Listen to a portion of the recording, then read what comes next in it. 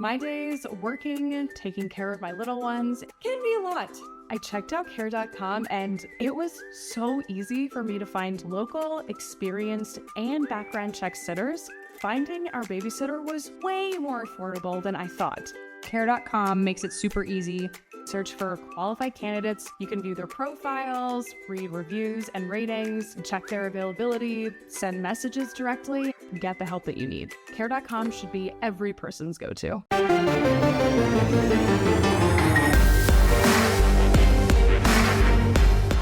Welcome to the PowerCat Podcast, GoPowerCat.com's Kansas State Athletics Show. Make sure you're subscribing to our show at Apple, Spotify, Amazon, or wherever you get your podcasts. Now, from the GPC studios, here's your host, GoPowerCat publisher, Tim Fitzgerald. Welcome to another edition of the PowerCat Questions Podcast post-Texas Bowl. Tim Fitzgerald, Zach Carlson, Cole Carmody here in the GPC studios. No Ryan Gilbert. He's with family this weekend. He went to the lake, apparently? He went to the lake. That's right. Yes, he's at the lake. He's at a lake home in freezing cold weather. See, I didn't think, when he said he was at the lake, or you said he was at the lake, it wasn't suspicious until Fitz said, in winter? And I was like, yeah, that is a little sus. So my theory that I shared in our little text group, his family is going to have him baptized in freezing cold water to get out the demons. He needs it. He needs it. Oh, well, we all agree on that.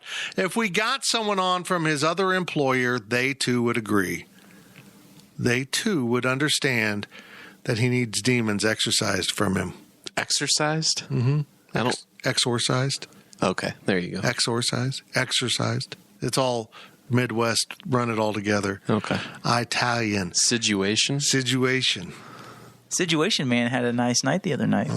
He sure did. It was a good situation to have Colin Klein calling plays. We're sponsored by the Fridge Wholesale Liquor. It's a new year. That means all your liquor's gone. Did you know that? Your liquor expires after New Year's Eve. Might as well get rid of it and go to the fridge and get all new liquor. It's science. You got to trust it. The Fridge, at the corner of this and that in the town in which we live. And our segment sponsors, again, are Tanner's and the High-Low. Zach, how long do they leave the High-Low Christmas decorations up? I assume it's gone. I don't think they take them down. If you have a bingo chart of the Questions podcast, you have to have Fitz mentioning the Christmas decorations at the High-Low. I believe this is about 4 or 5 episodes in a row. But I mean, it's December. It was December.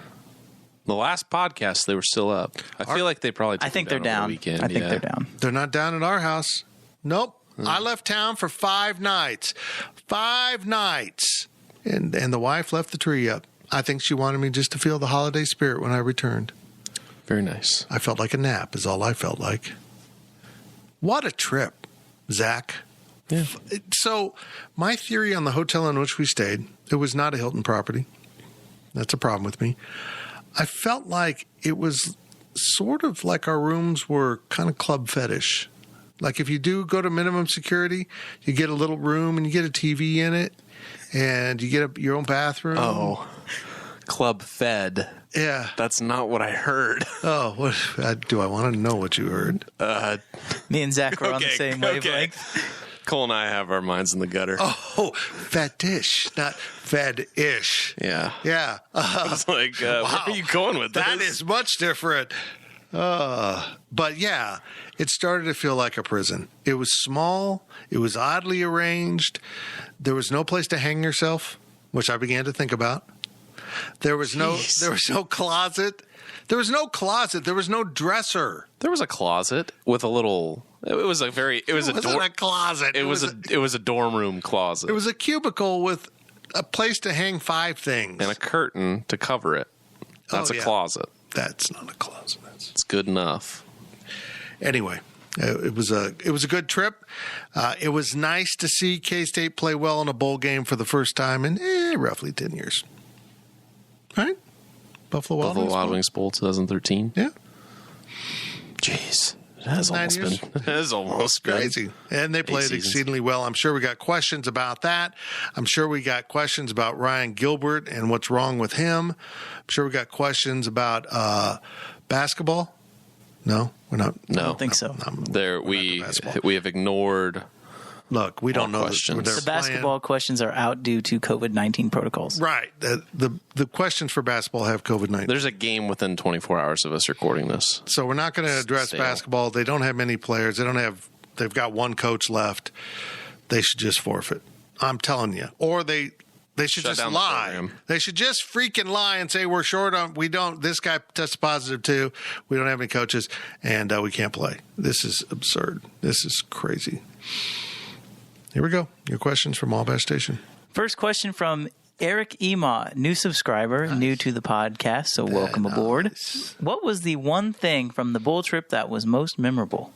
So we land. We're on time basically. Now I guess we were a couple hours late. We were a couple hours delayed in DFW. So let's back up here. We saw the storm coming for the morning that we were supposed to fly out of Kansas City.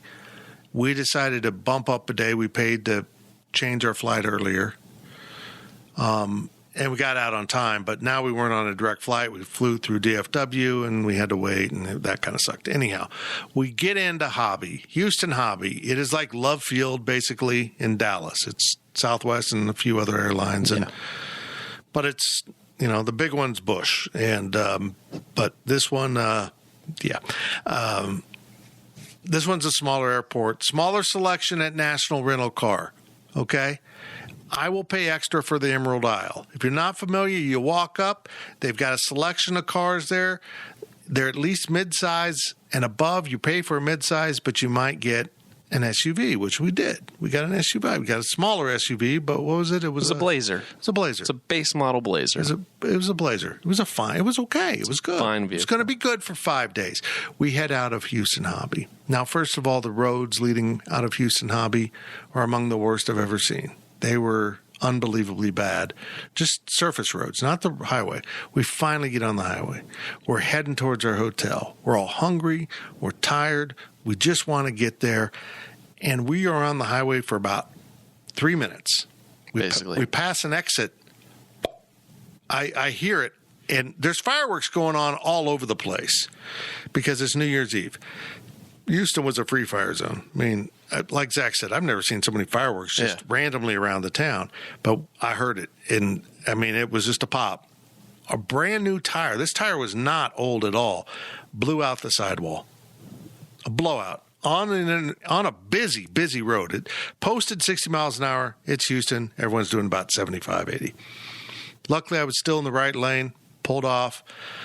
We drove the car off the highway down an embankment of grass embankment to the access road that we just had passed the exit to, onto it into some shady hotel. But it was incredibly well lit. It was all good. It was perfect for changing a tire at night. And my compliments to Mike Gonesy Goins.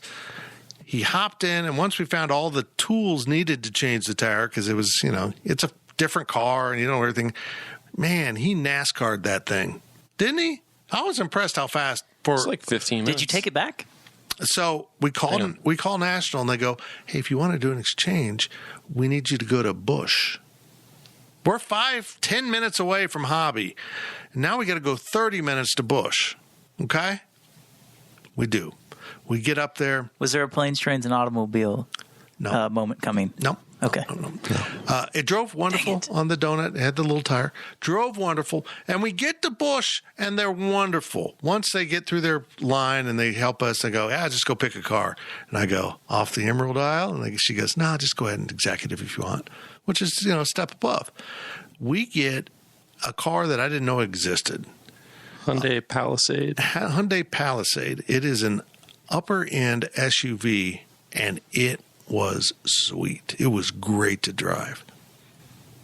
Until we drove over a nail at the University of Houston and had our second freaking flat tire of the trip. This time we're in a parking lot at the football field. This is the open practice or at the indoor. It is freezing cold. Mike Goins does it again. We drive. They sent us to Hobby this time, and we ended up in a Ford Edge. And it was awful. But its tires worked. So out of the entire trip, that's what I remember the most. You know what Gonzi's going to remember most? What? Getting locked out of his hotel room for a night. I'm telling you what, there was some bad mojo going on this trip. I'm so glad they won. We get back from that same practice, right? Or was it? It was the next night. Next night, I think. Next night. We all had separate rooms because one of us had symptoms, so we all were separated. And he goes to his room, his key won't work. Okay, that's fine. That's all happened to us. We forgot a key. The key doesn't work. Goes down the front desk. New key doesn't work. Front desk comes up. It's not his key. It's the actual thing. The breeder is broken, and she can't open the door. So they gave him another room for the night. All of his stuff is in the room except for his phone and the 2 waters. Well, let's back up. We got back. He went into his room, came back across the hall to get waters because we had bought a flat of waters, and then it stopped working. So in like a 30-second span, it stopped working. So he had his phone and 2 waters and had to go up and sleep somewhere else. And they got him in at 8 a.m. This trip was a you-know-what show. But the team won, and that's really all that matters. And we flew back. Everything was flawless coming back, right? We didn't have any problems coming back.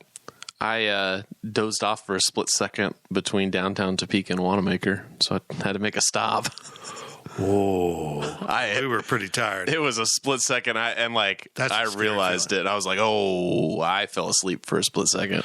Because I was on like 2 hours of sleep. Yeah, we were all about 2 hours of sleep. We got back from the stadium past 1, and we still weren't done working. We had to leave for the airport at 6:45. So, yeah, that's a long way of saying, in my entire life up to this trip, I'd had 1 flat tire while I was in the car. I mean, my car, I had a tire slashed in Aggieville because that just happens when you park over there overnight. But they came and fixed it, and only one time I had a blowout going to a Big 12 media event at Sprint Center years ago. That's it. I had 2 on this trip. Bad mojo. So that's it. But it was the Rodeo Bowl was a blast. On the high side, it really is. If K-State goes back to goes back to the Texas Bowl and the Rodeo Bowl, which was closed to the public this year because of the Omicron variant, go to that. It was genuinely entertaining. It was fun. Well, K-State didn't win the Rodeo Bowl, but they did win the Texas Bowl. They ruined that stat. Yeah. That they love saying. About whoever wins the Texas Bowl wins the Rodeo Bowl? Wins the Rodeo Bowl, wins the Texas Bowl. Yep. Well, Eric Emaw asks once again, where does this win rank in the program's history of bowl wins and games? It's got to be a top 5 bowl win, right? I don't know. It felt There's only big. 10 of them.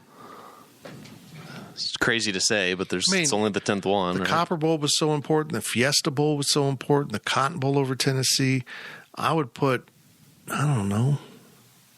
Is it weird to say that this is the biggest bowl win that I can remember in my wasn't the last my win life? the 2013 Buffalo Wild Wings? No, they won the Texas Bowl. That's not the last one. The last one was the Cactus Bowl.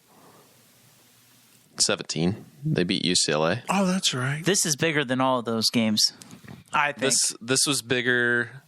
This is the biggest one since the Holiday Bowl in 2002. Who did K-State play after they beat Michigan the next year? That was when they UCLA in the Alamo Bowl. Yes, they made a pretty big time bowl game the next year. Yeah, the Alamo Bowl. I think because they were battling for the conference championship pretty much for the entire season that year. I think you can make some comparisons to that. I mean, it's a little different, though, because you're not Jake Waters' first year. Yeah, you're not bringing back a quarterback like you were Jake Waters. You're not bringing back a quarterback like El Roberson. But that's kind of the similar feel. It feels like a stepping stone bowl game victory. And that's really my answer. Give me some time. Let's see what happens over the next year or two. If this really does catapult K-State into good things for next year, then it's really significant. I mean, I loved that win over Michigan in the Buffalo Wild Wings Bowl as a recent bowl victory. It was dominating. It was fun. It was a reminder kind of this game. But didn't add up to much in the long term. I mean, the program was still declining after that, thanks to, kind of recruiting. And we'll see where this leads. I mean, that's really what's important. What does this mean for the program over the long haul, not just the win? Because, I mean, we're all going to have to balance the reality that you beat LSU, but, you know, it was a depleted team. Isn't it the fashion, though, that they beat them? I think that's what makes people so excited, is that the fact that they had an interim offensive coordinator who's now full-time offensive coordinator at the time. You come in and you run the same offense, but it looks completely different, and you beat the doors off of somebody. That was their biggest win. They didn't even beat KU like that. That was their win. Where that was the most dominant they have looked all season. All season. I don't even think it's close. And so I think then that is why this win feels bigger. It doesn't matter, like we talked about. It doesn't matter who it was. They could have played, Central Michigan. Maybe that's an exaggeration, but, NC State. Sure, NC State. Even though NC State was pretty good this year. We'll say Mississippi State or somebody like that. I thought we were picking teams that didn't play in bowls or had to move bowls, but okay. Sure, okay. Okay. They could have beat anybody like that, and I think people would still be excited. So, yeah, I think in my lifetime as a 22-year-old, this is the biggest bowl win that K-State's had. What made this different than any other recent K-State victory is they didn't take the third quarter off. I mean, there was a consistency to the play calling that we haven't seen. I don't know why the team would come out under Courtney Messingham so flat in the third quarter, but K-State scored, I believe, on its first possession with Deuce Vaughn. And then they came back early in the fourth quarter. I mean, first play of the fourth quarter, Deuce scored again on a pass. So essentially they had 2 scoring drives in the third quarter. I don't think that happened. Certainly touchdowns. I mean, they finished off all the drives. Let's put this into context. They not only went on sustained drives, all of those drives got finished off with touchdowns. They had one long field goal attempt, which honestly I think was just letting Ty Zittner take a swing at something. But, yeah, I don't know. This was a good win. I liked it. Every single drive went past the 50-yard line. Incredible. That hasn't happened all year. There's no way. I don't know the last time that has happened besides it's tough to do. FCS school maybe. Next question from K-Ned. While nothing can compare to what the Copper Bowl meant and there is no telling what happens from here, but did this feel a little like the Copper Bowl? Did this feel a little Copper Bowl-ish in terms of cementing momentum of fan engagement with the Klieman era? That's a great point. That's the biggest thing that came out of the Copper Bowl. It wasn't just the win. It was the whole thing put together. The number of people who traveled, and there was a lot of K-Staters at this game. Not like the Copper Bowl. It wasn't 40,000 or 30,000. I don't know. Whatever exaggerated number of crossing state lines. Yeah. Had at the Texas Bowl listed 52,000 for attendance. I don't buy that number. That had to be tickets sold. That had to be because, I mean, we had the upper deck was empty. Yeah, I mean, if that was 52,000, that stadium seats 250,000. I mean, there was so much open space between seats. It didn't look bad on TV. No, the K-State side looked. K-State was on the TV side, and it looked a lot more full than what the LSU side was. But the nature of this question kind of gets back to my point. The Copper Bowl set the program in motion. It really galvanized a relationship between fans and a coach. And I think we might be there. I think fans got a better glimpse of Chris Klieman this year. I mean, the first season was the first season. It was like a first date. I kind of like this guy. I don't know. He was sick all year, basically. I mean, last year was such a weird year. I think this year we got a better feel for him. It felt more, let's be blunt here. K-Staters know one coach that delivered for them. And so anything outside of that, even if you're winning, anything outside of that feels abnormal. This year felt very normal until the Texas game because Bill Snyder had a knack for beating everyone he should beat and then rising up and getting some teams. This year, for 11 games, that's exactly what happened. They beat everyone they should beat. The better teams got them, and then Texas happened. But this felt tangible. It felt like momentum. It felt galvanizing for the locker room and the relationship between program and fans, which, as I've said many times, has not been the same since the Vanderbilt game. It just hasn't. That's exactly where I was going to go. Yeah. I feel like right now this win is the counterpoint to that Vanderbilt loss.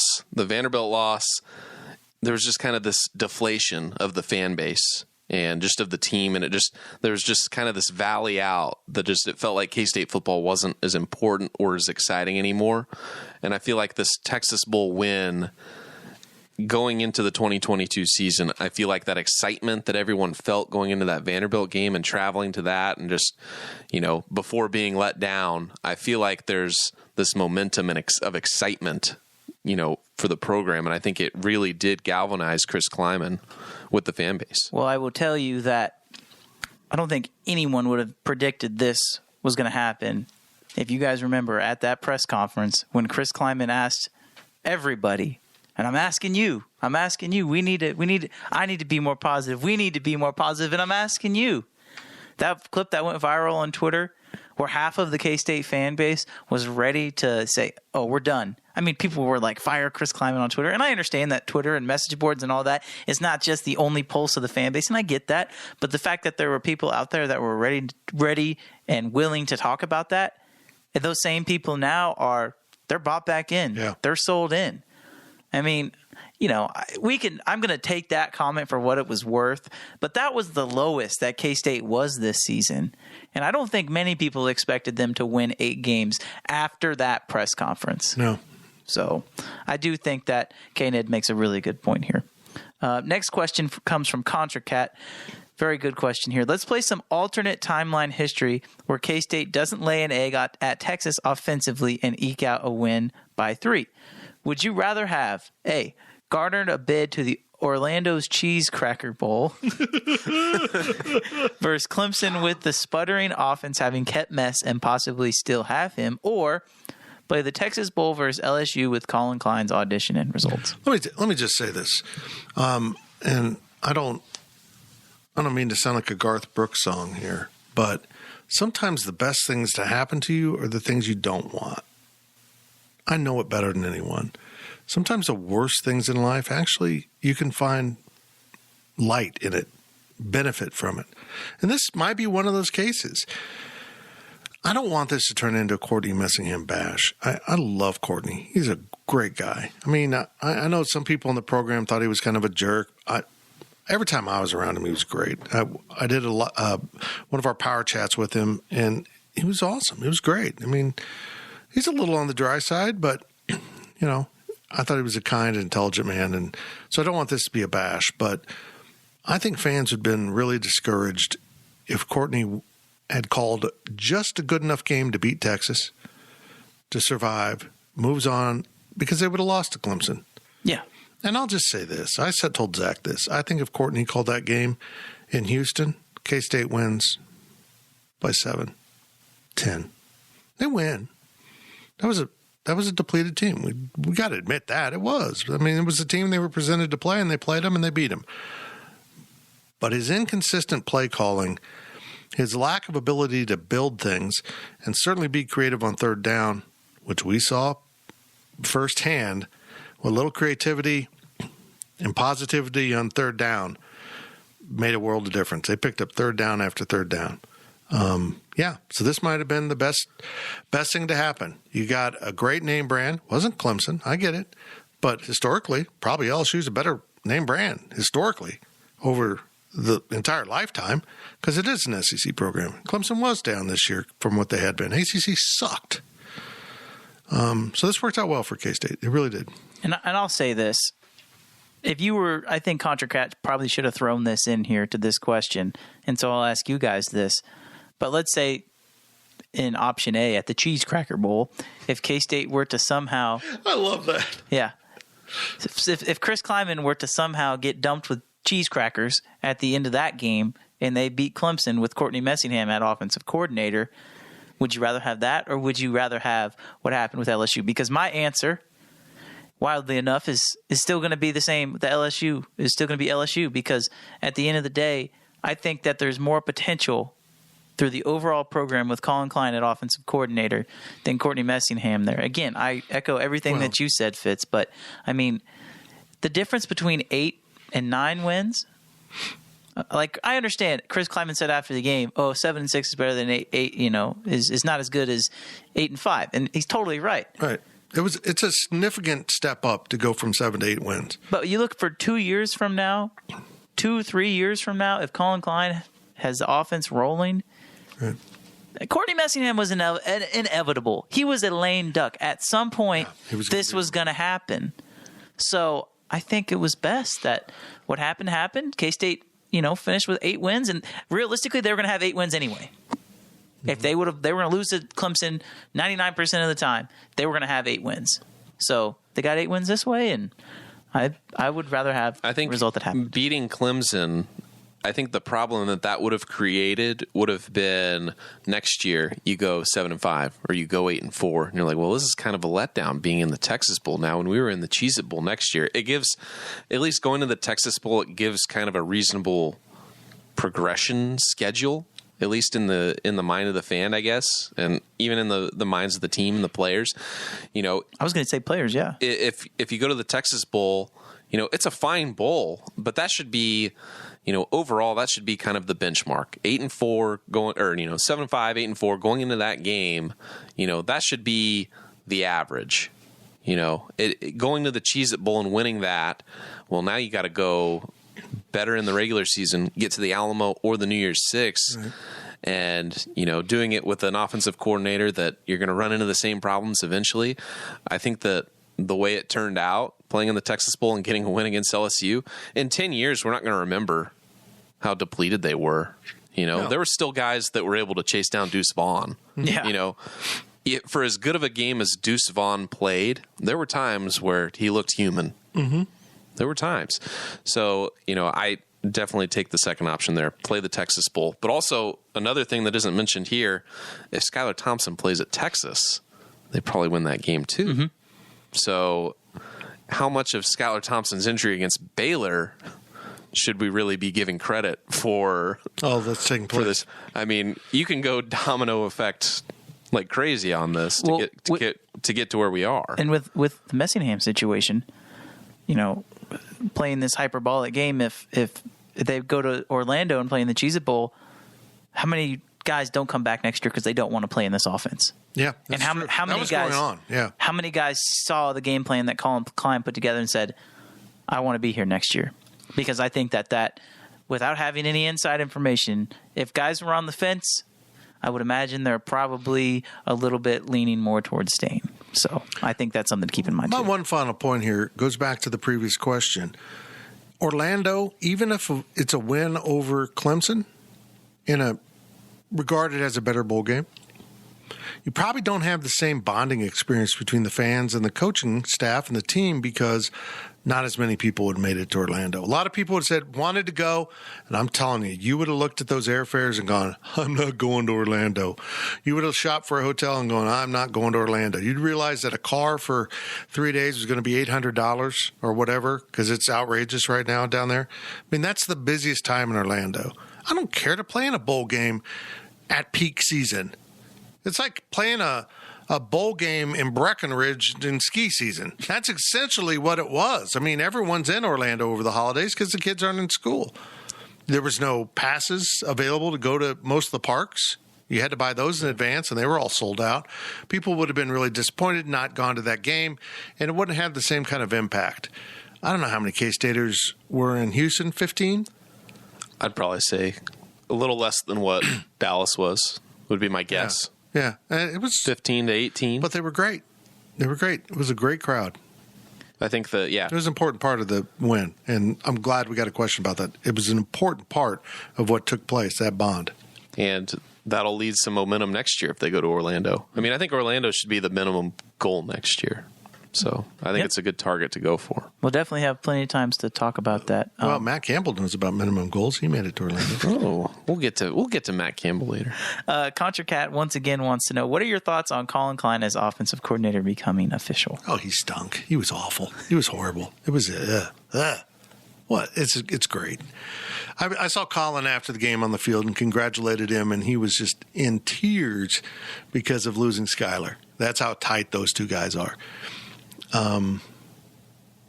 Colin was going to be an offensive coordinator either next year or the year after. It wasn't a matter if he was, it was where he was. He was needing that next step. He's a rising star. I'm very, very happy for him. I mean, if you're a K-Stater and you're in this for the long term, you realize a simple thing. If Chris, after a couple more years of Colin plays, even if he's 31, what is he now? How old is Colin? 32, 33? Even if he's 35 years old, I just totally mixed up my ages. Even if he's like 35 and the offense has been successful, Chris gets, let's just say, Iowa calls. Kirk Ferentz finally, after 700 years of coaching, steps aside. Colin will be the head coach. If they're doing well, if the program's doing well and the offense is doing well, that is a no-brainer hire. That you don't look if your coach is leaving on good terms in terms of the program's thriving, you don't open up a whole search. You do exactly what Notre Dame did. Young guy, it's yours. This is really good for the future of K-State football. This is really good. He's got a lot to learn about, perpetuating what he did in Houston over the course of his season. I mean, he had a lot of time to prepare. Now he's getting in the offseason and put his stamp on the offense. But yeah, this is really good. The more coaches that can matriculate through the coaching system that have K-State ties is good for the future of the program. You have options. I mean, if Chris Klieman left tomorrow, I would say Van Malone needs to be head coach. The program's in good shape. Don't start over. Starting over is really difficult in football. Basketball, not the same. Football, start over in new systems, that can be a challenge. So I'm really pleased for the future because everything just seems to feel right. I hope they go find a very aggressive recruiter at wide receiver coach.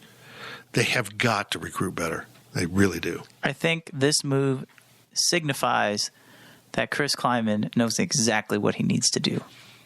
Because it could have been really easy to say, okay, well, he's the interim, but I kind of already know who I want to hire. I want Matt Wells. He's my friend. I trust him. Chris Kleiman's proven to me that he's willing to make the tough choice. Yep. And I know it doesn't feel to you that Colin Klein was the tough choice. But when he's got a history with a coach like Courtney Messingham, I mean, a lifelong history with that individual, and he lets him go, that's brutal. That's tough to do. And to turn around then and say, hey, Matt, I know you're a head coach and you're coming down and you're a great coordinator, but I'm going with my young guy. That's not easy either. There's a sense of known and unknown in there that had to be a tough calculation. But Colin left it with no room for imagination there. There was nothing to think about. And I said it before the game. If Colin stinks, you really can't hire him. But if he's really good, how do you not hire him? And that's exactly what happened. The fact that he's only 32, I mean, there's no way that there's very many coordinators that are younger than him in Power 5. Yeah. We'd have to look that up, but I mean, 32 is probably about, give or take 2 or 3 years. I mean, when you consider how old Lincoln Riley was when he became a head coach. There's a sense of Lincoln Riley for me here that, a young guy that got the coordinator job and then then it opened up and they promoted him. I mean, I don't think Chris is going anywhere. I just don't. I think he's tied here, especially if Gene Taylor's here. He's invested. He said how much he enjoys Manhattan because the people remind him of Fargo. So I think he's set here. I don't think anyone's going to call unless the money's just so obnoxious. And none of us could blame him. But yeah, there's a sense of the young upcoming coordinator here. The difference here is I think Colin has a whole hell of a lot more quality of personality, of individualism, of who he is. He's a better person. Lincoln is out for Lincoln. We pretty much have seen that. Last question of the first half comes from SnareCat3. Did LSU only agree to play this game in order to get their 3.5-hour commercial? I feel like a conspiracy theorist, but was ESPN assuring LSU behind the scenes that win or lose, this would promote the future of LSU? I don't think it was necessarily ESPN, but LSU probably saw it that way. Hey, we can get our head coach on there. We can have him on the broadcast for a little bit. And football's important at LSU. It's really important. And I do want to say that a lot of fans have lashed out and been childish and been gross. I mean, it's some of the stuff that's been said has been just awful. But it's because they're so deeply invested. And I think they know if they had said, we're not playing, it would have pissed off the fans. Yes. Go play. We got football. I mean, What a fan base. I've encountered some bad fan bases in my years, some troubling fan bases, Colorado and Missouri most notably. Yeah. This topped it. And I'm not saying all fans. I remember, I've said this before, when West Virginia joined the conference, everyone's like, oh, they're awful, they're horrible. They're great. I mean, are there individuals? Absolutely. There's always the drunk kid, the drunk guy, the idiot. I guarantee it happens at the Bill. That's rude to everyone. That happens. But some of the things being said on the internet and implied about Kansas State are ridiculous. It's just ridiculous. They're upset that Kansas State was happy it won a game. I mean, how self-entitled and self-involved is that? Well, even the band playing over the trophy ceremony. Oh, my God. Your walk and talk was kind of funny. I hated editing it. You couldn't hear me. Couldn't hear it. No. Did my best. I mean, I couldn't believe it because I was facing the band and I had the stage behind me, and then I realized they have started, and the LSU band didn't do that. Well, I don't know my neck. Well, is that your favorite song? No, is that what you're saying? No, they didn't do the thing that you see Frank Trace do as they line up to snap the ball. You end the music suddenly, which they should have done, but no, they had to finish their little song. God, it was unbelievable. I know there was a question about the stage being set up and K-State fans being upset. I wouldn't feel that way, really. It was just the way the cameras are. Right. It face the cameras. You face the cameras. Yeah, it definitely sucked that K-State fans couldn't see it, but... Well, yeah. And I'll say this about the 3.5-hour commercial. Folks, if you were in Mexico, you had to watch it in Spanish. You didn't get to hear the commercial. Because it was a totally different broadcast, right? It was completely different broadcast. It was two guys that were sitting up wherever they were, commentating the game over the English version. So there would be times when the commentators would stop talking, and I would hear Brian Kelly. Really? Yes. That's odd. Yes. And I shared this before we started recording, but listening to, I would assume, two Mexican gentlemen try to pronounce Daniel Mater Bebe may have been the highlight of the season. It's just a beautiful thing. But I'm glad you got into Mexico. You watched the game with a Pacifico in hand. I did. Pacifico on sale at the Fridge Wholesale Liquor. GoPowerCat.com's PowerCat podcast continues after this short break. Passion, drive, and patience. What brings home the winning trophy is also what keeps your ride or die alive. eBay Motors has everything you need to maintain your vehicle and level it up to peak performance, from superchargers, roof racks, exhaust kits, LED headlights, and more. Whether you're into speed, power, or style, eBay Motors has got you covered. With over 122 million parts for your number one ride or die, you'll always find exactly what you're looking for. And with eBay Guaranteed Fit, your part is guaranteed to fit your ride every time or your money back. Because with eBay Motors, you're burning rubber, not cash. With all the parts you need at the prices you want, it's easy to turn your car into the MVP and bring home that win. Keep your ride or die alive at ebaymotors.com. Eligible items only. Exclusions apply.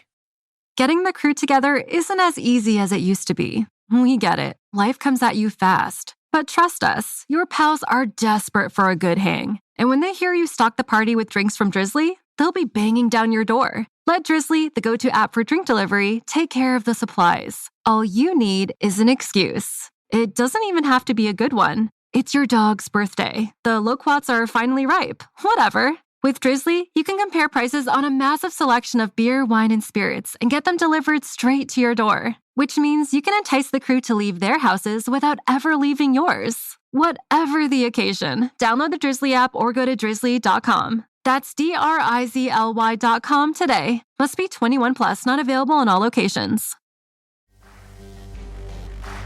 Welcome back to the PowerCat podcast. Now, let's return to the GPC studios. Welcome back to this edition of the PowerCat Questions podcast. It's 2022, which is with numbers. It's not 2020 also. We don't want that. 2020 also would suck.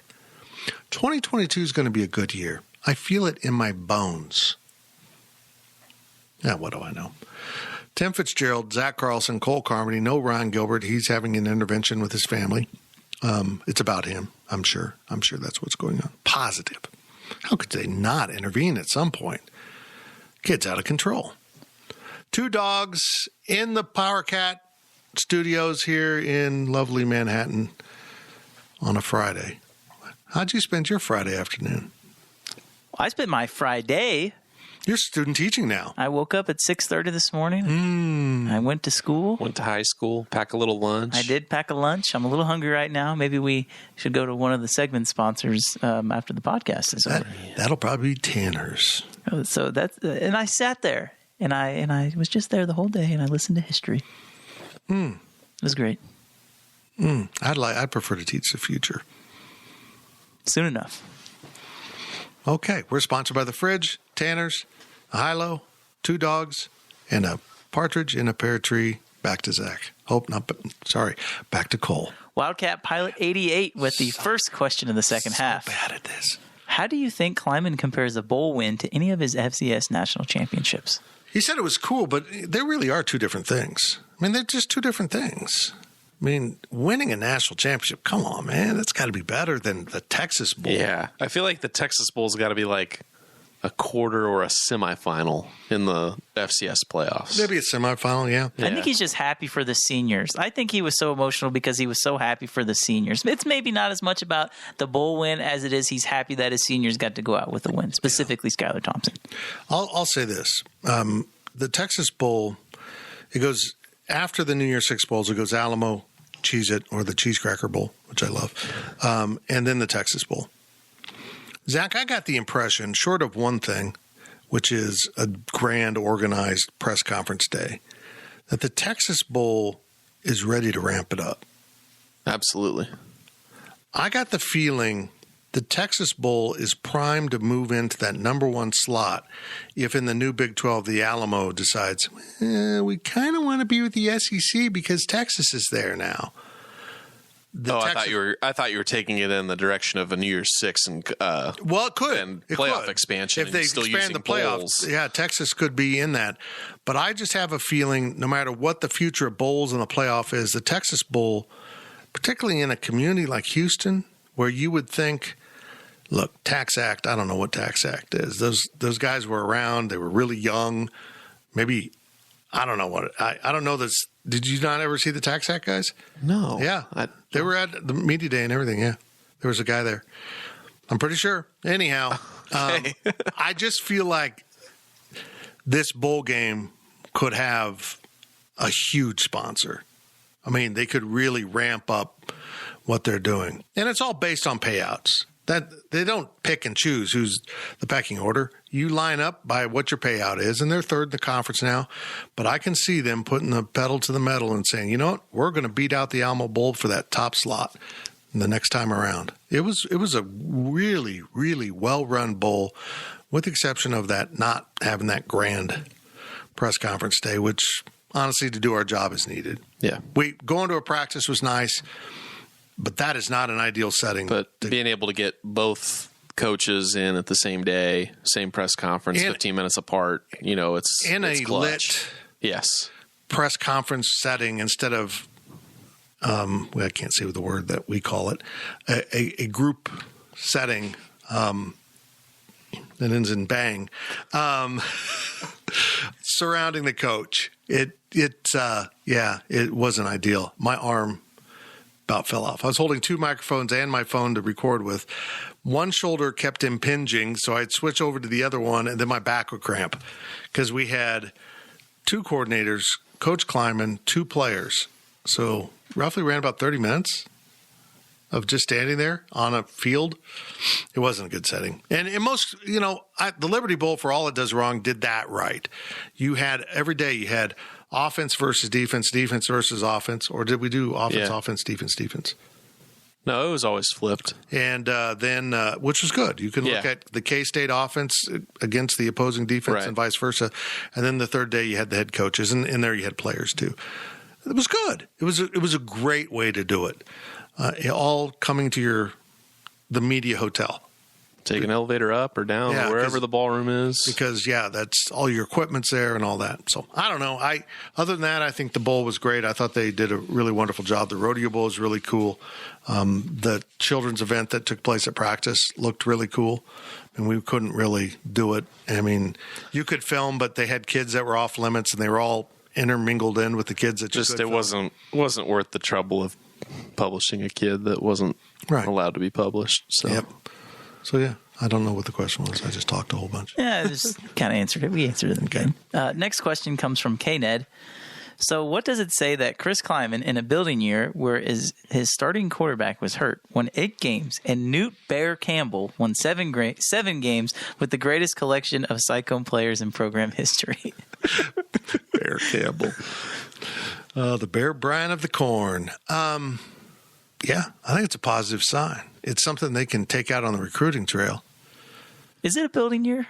Was it a building? If you have a 6-year starting quarterback, is it really a building year? This is why it's a building year, is because last year was such a disaster in terms of the momentum of building a program, of trying to restock the locker room. I mean, this rebuild has been about depth, not about a starting quarterback or anything. They don't have enough depth, and they're starting to get that. That's how they were able to survive this year, because look at all the injuries. I mean, particularly on defense, but they still put out a pretty good product on the field. So, I mean, they played the bowl game without some guys you thought you were going to have. I mean, Timmy Horn goes home because his wife selfishly decided to give birth. The kid's like, I'm more important than football, which he is. Drum McPherson got hurt in the first quarter. Right. So, it was a good year for K-State football. I thought they would be better than predicted. The question is now, will K-State once again be judged by the simple fact that they lost their quarterback, so they must suck? Or will the media go, oh, Adrian Martinez, he's a Nebraska quarterback. We're going to pick K-State third, which I can see happening. Yeah, me too. Not K-State, but because of the Nebraska guy. Me too. Does Nebraska get the Texas rub? Is that what you're saying? No, I'm telling you. Speaking of Nebraska, Texas, Casey Thompson to Nebraska.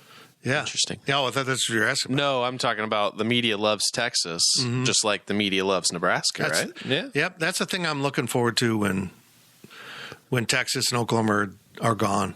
All that Texas media that doesn't care about the rest of the conference will be gone too. I'm fired up. But it probably changed the perception of the course of the program.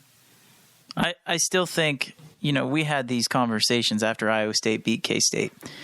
And honestly, guys, we're sitting around here really worried about the future of the football program, because it looked like Iowa State was trending on the up and K-State was, if anything, maybe trending on the down. And I'm still of the belief that recruiting has got to improve, because this question's asking about Iowa State. And right now, Iowa State has a better recruiting class than K-State does. The last 2 years, they've had better recruiting classes than K-State has had. With that being said, the transfer portal changes all of this. It completely changes all of it. We've talked about that. But I also think I'm starting to have questions about Matt Campbell and his ability to coach. Not his ability to recruit, his ability to coach. There's no excuse for going 7-6 with this group. There's no excuse. But Chris Kleiman wins at least 8 games, maybe 9, 10 games with this group. I fully have the belief of that. I tweeted this during the course of the game because I watched the game. I like Iowa State as a football program. I like the way they're constructed. I love, they had a running back and a linebacker I loved, and unfortunately they didn't have either one of them at the game. And so I recognize that. But his meltdown with the officials over the band playing? Was that what it was? No. What was it? I'm getting Gundy confused. Yeah, you're getting Gundy from 2020 confused. No, Gundy did it. Gundy did he do it again? This bowl season. I think it was. Anyhow, whatever he was upset about, they had to burn a timeout because the coach didn't get they stopped coaching. They had to burn a timeout, and then so it kind of just terminates their momentum, and then they throw an interception. And I'm saying this temper, this is not the first time his temper has gotten so out of control he can't see straight to coach. Was it the Big 12 championship game last year when he got the famous gif where he's like, ah? Yeah, it's a problem. I'm not against coaches yelling and screaming. I mean, I'm not. You need to chew on the officials once in a while. I don't blame him for being upset at anything he's upset about. but he perpetuates it too long. He can't shift that gear back and say, okay, it's time to coach. We've got to lock in. Has called timeout. Boy, they needed that timeout later in the game, and they didn't have it. So I post this, and you would have thought I said something about Matt Campbell's mother, the way Iowa State fans reacted. If you can't see this as a problem, then you really don't know jack crap about football. Thank you, Daphne. Thank you for the emphasis there. It's just incredible. He is a very good coach, but he isn't what Iowa State fans think he is. He isn't. What he is what we need to see from Chris Klieman now. He's a great salesman on the recruiting trail. But I think everyone sees now what he's been selling isn't what he's actually doing. Iowa State thinks he's Dave Aranda. Yes. And the second he said championships aren't important, they need to bludgeon him over the head on the recruiting trail with it. All the stuff he emphasized, family and team and locker room and character, all important. But it's not if you're not winning. Your job is to win. And in the process, if you can develop all those things, that's great. Bill Snyder did it. We get that. We get it. It's possible to win championships, make that very important, and develop character. It was the most asinine thing I've heard a coach say. Yeah, we don't really worry about that. That's your job, man. Your job isn't just to make good young men. It is to win football games and make good young men. Next question comes from Eric Schneid. Looking back at the 2021 season, who on the K-State football team surprised you by their performance and contribution, good or bad? I guess we want to go one good and one bad, or nah, mine isn't even like good or bad. It's just I'm surprised going into the season with how much we heard about Will Howard and what his role would be. I was surprised that we never really saw him. And really, it comes down to when Skyler got injured, the coaching staff probably said, "Oh crap, we gotta keep Will healthy and keep him out of danger." But I really would love to know what the plan for Will Howard was going to be, for this season, because, calling him the best backup in the country, I think people took that the wrong way.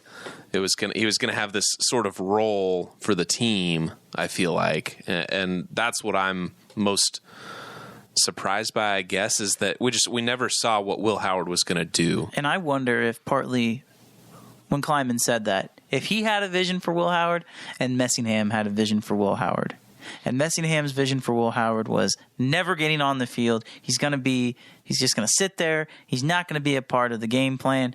And Klieman wanted to find a way to get him on the field, because that'd be the only way that he would come out in week one without Will Howard even playing it. And I think not playing against Stanford, that doesn't say much. I think that's just kind of, we didn't need him. Plus, we can hide our hand a little bit. And they probably would have waited until Nevada or conference play before they wheel him out. But I just don't think they ever got the chance because Messingham was so against it.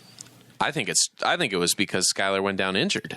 And then you've got to keep, because if you lose Will doing, if you're going to make him the runner and kind of be like the Colin Klein type of quarterback where he's just going to get banged up like every other K-State quarterback, and you're trying to protect Skyler, who's coming off of injury, but then he gets injured again. I feel like it became kind of this contingency plan where we really don't want to go down to Jaron Lewis. My positive was the defensive end play. You lose Wyatt Hubert, Cleve Duke goes down, you're in big trouble, right? Nope, they were fine. Felix Anudike-Uzomah ended up being a beast. Boom Massey played pretty solid football all year, and Nate Matlack came on, and they seemed reluctant to play him at first because he is still light for a defensive end, but played great. Was he awesome? No. I mean, once in a while he did have issues with the size of the lineman that he was going against. He's a freshman, though. Right. Now they get Duke back. They've got Matlack and Uzomah. It's going to be fun. That's my big surprise, how good they were on defense up front in this transition to this. I was blown away. I have 2. And but my downside is I thought the quarterback play behind Skyler was tragically bad. Tragically bad. And, I mean, it forced them to bring in a senior quarterback for next year to give them another year. But I think we're going to see them start over in that room. I just do. I think my 2 good, I'll say Reggie Stubblefield. I think that is the first one that jumps out to me just because, in the summertime we were wondering if he would even play. I mean, I think we all kind of thought he'd be like Eric Munoz, Yeah. Not really, just maybe kind of be there for just in case, and not really play. But sure enough, he had an immediate impact. He became a fan favorite. And I think his attitude is going to be something that coaches show. His play, they're going to have whatever highlight tapes they make of this season, they'll have a few of his plays just to show the kids, this is what happens when you come to K-State. This is the guy who is invested, who used the transfer portal to his advantage. And even if he never plays another down of football, you say the name Reggie Stubblefield, and people are like, oh, yeah, I remember him. Fun. He was a good player. So I'll say him, then I'll say Daniel Green. Because he was so good. I know people love watching Deuce Vaughn, but to me, I like watching Daniel Green more. You like the other Deuce. I do.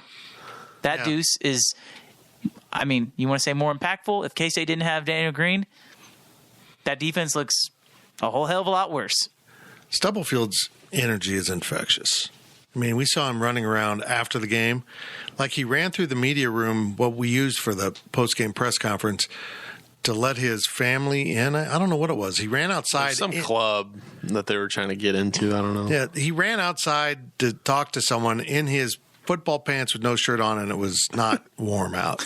It's pretty funny. Then he came back in, and as he's running back by, now we're talking to other players because we had Deuce and Skyler at the table. Now we're in the hallway, talking to other players in a group setting, and I can't remember who he said it by. Maybe it was Daniel Green. It was Daniel. He ran by and said, I love you, Daniel Green, as he ran into it was funny. It was just funny. His energy, he's just running everywhere. I don't do that. I don't run everywhere. No. Next question comes from K-Ned once again. Where do you think the program is today without the Felix and Yudike Uzama safety versus Texas Tech? Oh, man, isn't that great? If the program continues... K-Ned brought the lumber this week. If the program continues to ascend, will we look back at that play as being as important to the Kleiman era as the 1993 comeback and goal line stand win at Minnesota was to the Snyder era? God, I forgot about that one, too.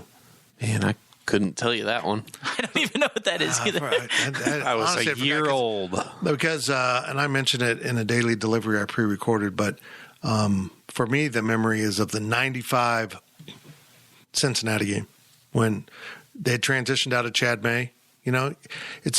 Every program has that quarterback. You have your Todd Reesing. You know what I mean? You have that quarterback. But if you really want to stay good, who's next? K-State's in that position right now. But Matt Miller stepped in. They were losing at Cincinnati. They were playing terrible. They had no business winning that, and they won in the last play of the game with a beautiful play design, essentially the same play they beat North Texas with, to the other side of the field in a longer throw. That's the game I remember. But, I think it'll go up there because I don't think I ever remember another play. Now, those plays we've mentioned kind of changed the context of seasons. That changed the game on that moment. And from that moment on, in that game and then the next games, it was a different K-State team. It was like, we just got to play fast and furious and be focused on what we're doing. And that's what they started doing on defense. It didn't feel that big at the time, though. It did to me. Oh, it did. It did. Yeah. Maybe being there in person was different. Yeah, it did to me because, that's exactly it. You felt everyone at Texas Tech go, oh, what was that? I mean, because it was a shocking play. It was. It wasn't a safety. It was a lightning bolt. I mean, the way he went about it was like, oh. So that was Roy Hobbs hitting the lights in the natural. That's a pretty good comparison because that is a historically accurate film, right? Roy Hobbs was a real guy. Yeah, I think, there's few plays that I can think of off the top of my head that define a season like that one did. I mean, that game was just so tragically bad for K-State up until that moment. And even when it was, I was down there in that end zone, and I was just thinking, I'm like, man, they could really use a safety right here if they get it. And sure enough, Felix just comes around the end and boom. But it wasn't all candies and rainbows that game. Nick Leonard's fumble, Texas Tech could have very easily scored and won the game. To me, the moment that defines the season, I agree that this moment was huge, and it could very well help define the program. But I still think the 6 sack, I'm going to say 6 sacks because he got 6 sacks against TCU. That, to me, is the moment of the year. Let's go into the next. Wait. Oh, I didn't. I had to delete it for time, but there was a question about what happened to Felix's production after the TCU game. Oh, and he kind of fell got a ton off of attention. Yeah, he got he never was. He's still very impactful, though. That's exactly it. Just because he isn't getting the sack doesn't mean he's not impactful. They're committing 2 guys. That was the weirdest thing about the TCU game. It almost felt like Gary Patterson was saying, screw you, left tackle. If you can't do your job, I'm going to embarrass you. It really did. They didn't give him any help. Everyone else realized we got to put a tight end over there. We got to chip with the running back. We got to roll away from him. And people were really careful with him. They really were. It's a sign of great respect. But eventually, Nate Matlack will make that impossible, and Clete Duke coming back will make that really difficult. Good luck doing that. Have fun, because it ain't going to work. Next question from CW PowerCat. Where do you rank Skyler on the all-time best quarterbacks at K-State? I have gotten this question quite a bit. I've done a lot of media. Look, he's not in the upper echelon. He's not Bishop or Klein or Roberson or even Michael Beasley for me. Jonathan Beasley. Jonathan Beasley. Michael Bishop, Jonathan Beasley. Why? Why does my brain not work? Because Michael Beasley screwed us up for a year. Why? Jonathan Beasley. I think and Chad May. I think those are the upper 5 quarterbacks. And Chad mostly because of the impact he had. You got to have Chad to have everything else. In hindsight, Chad was a warrior, but not a great quarterback. I mean, he threw some ugly passes, but he was a warrior. But he's solidly in there with the Jake Waters. Who else am I forgetting in here? Freeman? Matt Miller? Freeman? Yeah, he's solidly in there. I think he's above Freeman. I think right now that's my comparison. Just because, he came in with a new coach. He didn't come in with a new coach, but right. Freeman comes in with a new coach. They're there for, 3 years or so.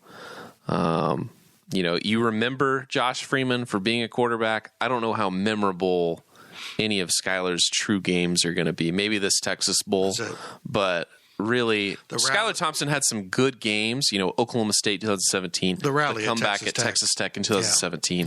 Yeah, his freshman year. There's games that stick out, but 10, 20 years from now, they're just going to be other games. And aside from the Texas Bowl, don't get me wrong, Skyler deserved the Texas Bowl. He deserved that for everything he went through this year, for his entire career, really. Skyler deserved that win, and it capped off his career perfectly. But when you get down to the rest of the K-State quarterbacks, I think I put Jake Waters still, since Colin Klein, Jake Waters is still going to be the top quarterback for me. Okay, even though he only played for 2 years, Jake Waters is right up there. If we're going to give a top 5, Michael Bishop, L. Roberson, Jonathan Beasley, Colin Klein. Chad May.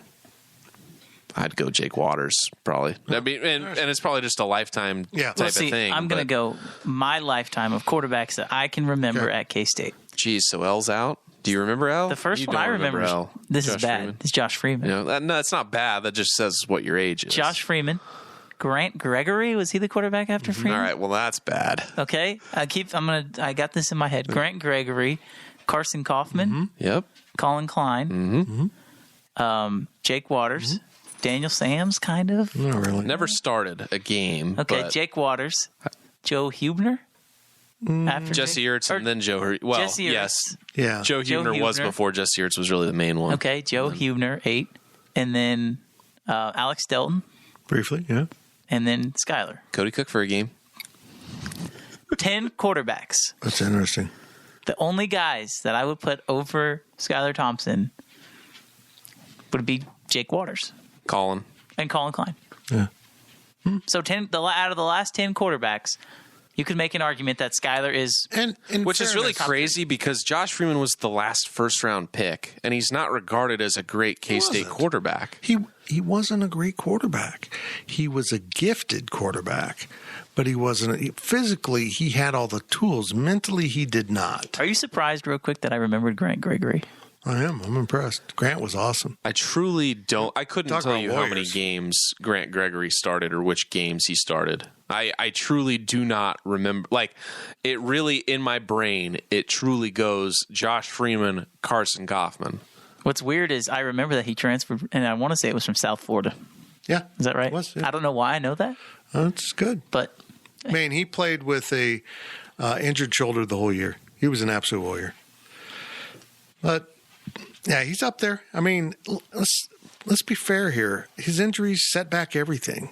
What do we say of him if he plays that entire season last year, but still comes back and plays? You know, he might be way up there, but he didn't because of injuries. He lost chunks of 2 seasons. I mean, you put them together, he didn't play a full season in 2 years. So, yeah, but he got it done in this game. It was a great way to go out. It was almost like storybook stuff. Mm-hmm. Last question of the podcast comes from I don't know if is his name new to the podcast. No. Okay. He's been around. Maybe new to you. I've never not read new to us. Mr. No Talent as Clown. Oh, I love that name. Do you foresee Skyler getting any NFL interest? His injuries are going to be a problem. I mean, that's a lot of history there, and more a problem for him than teams. I mean, his body is going to hate him in 10 years or less. But yeah, I mean, is he a starting NFL quarterback? No, he's not. But if he can carve out a career as an intelligent guy who can pick up offenses and be ready to play on a moment's notice, I think we've seen a few guys in the league that haven't played a whole lot of snaps and made a whole lot of money. You know, I mean, that's a real thing in the NFL. The journeyman backup quarterback is almost a gift. You know what I mean? You're never going to get that big, huge contract, but over the course of your career, you're going to be a multi-millionaire without getting the wear and tear on your body. That's or you not get a bad one setup. Season and get a fat contract. Right. You know, Matt Flynn. Right. You know, Tavares like Jackson. That. Yeah. You know. I think Skyler, I don't think he gets drafted. I know there's people think he's going to get drafted, but I don't think he'll get drafted because I think teams know that you could just sign him as an undrafted free agent, which I think is eventually what's going to happen to him, and he'll be in a preseason camp, and he'll have a chance to make an NFL roster. I don't think he'll be a number 2. He'll probably be a practice squad guy for the first 2 years. Yep. But here's another thing to think of. If COVID continues to go at the pace it's going, and this is something that we're going to have to live with, and it's going to be a reality, you need capable quarterbacks. Because you got to play the game. Because you're going to have to play. Right. Skyler Thompson will have a chance at some point to throw an NFL pass in his career.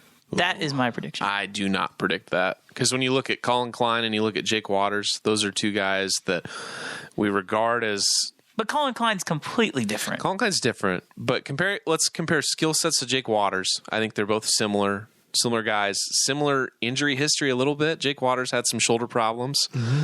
You know, he doesn't make a roster. He gets cut in training camp at some point, and that was basically it for Jake Waters. I think Jake Waters makes an NFL roster if he was in college today.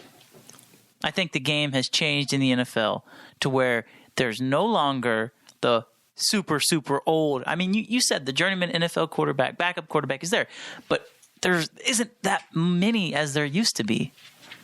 There really isn't. I can only think of a few off the top of my head. Obviously, Chase Daniel comes to mind. Chad Henne with the Chiefs. But you look around, most of the backups are younger guys. The game has more athleticism at the quarterback position. The Roethlisberger era is passing. The Peyton Manning era is passing. The Tom Brady era is passing. I mean, he's still doing it, obviously. He just won the Super Bowl. But that big, stiff quarterback standing in the pocket, that's done. That's done. You just can't do that anymore. You got to be elite to do it, and he is. So maybe, I don't know. All I know is if it doesn't work out, I wouldn't mind him following Colin's path and get into coaching, which I suspect probably he has interest in. I don't know. I think he'd do a good job with it. We're going to need a quarterback coach after Colin's head coach, right? And am I getting too far down the line here? You're really far down the line. You better hope that Iowa job opens up, I guess. I'm not rooting against Chris Klieman. With your dream scenario here. Well, what if the Packers come calling? What if the Packers say, hey, Chris Klieman, you're our man?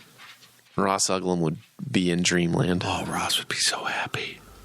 Oh, he'd have all the best scoop, too. He would. He would have all the scoop on the Packers. That's it for this edition of the PowerCat Questions podcast, the Three Amigos version. No Ryan Gilbert. It went really smoothly without him talking all the time. Talk. Thank you for listening to the PowerCat podcast. Make sure you're subscribing to our show at Apple, Spotify, Amazon, or wherever you get your podcasts. PowerCat Podcast. All rights reserved. GoPowerCat.com.